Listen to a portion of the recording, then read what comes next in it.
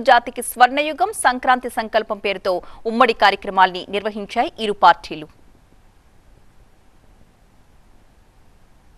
ఏదైతే తెలుగుదేశం జనసేన కలవకూడదు, విడిపోయే పోటీ చేయాలి, విడిపోయే పోటీ చేస్తే ఇంకొకసారి వైఎస్ఆర్సీపీ వస్తే, ఇంకొకసారి కనుక వైఎస్ఆర్సీపీ పార్టీ ఆంధ్రప్రదేశ్కి వస్తే ఇంక మనం మర్చిపోవచ్చు దీని భవిష్యత్తు. చీకటి భవిష్యత్తు ఇది.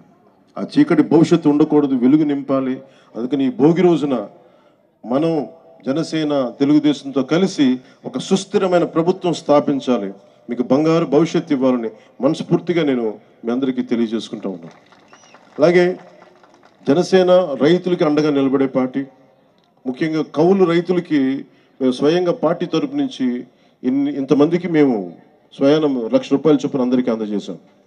అందుకని మీకు ఎప్పుడు కూడా భూమి కోల్పోయిన రైతుకి, కౌలు రైతులకి, రాష్ట్ర ప్రజలకి, యువతకి, మహిళలకి అందరికీ కూడా పేరు పేరున ప్రతి ఒక్కరికి కూడా నా శుభాకాంక్షలు తెలియజేసుకుంటూ, భవిష్యత్తులో ఈ రోజున మాట్లాడబోయేది చాలా ముందు ఉంది.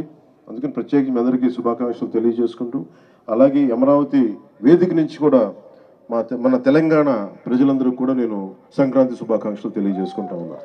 తెలుగు ప్రజలు ఎక్కడున్నా, విదేశాల్లో ఉన్న, కర్ణాటకలో ఉన్న, తమిళనాడులో ఉన్న తెలుగు ప్రజలందరికీ, భారతదేశ ప్రజలందరికీ మన అమరావతి కేంద్రం, మన రాజధాని నుంచి వారందరికీ సంక్రాంతి శుభాకాంక్షలు తెలియజేసుకుంటూ, వచ్చే సంవత్సరం జనసేన తెలుగుదేశం ప్రభుత్వంతో అద్భుతంగా మనందరం ఇక్కడ సంక్రాంతి జరుపుకుందామని తెలియజేసుకుంటాం.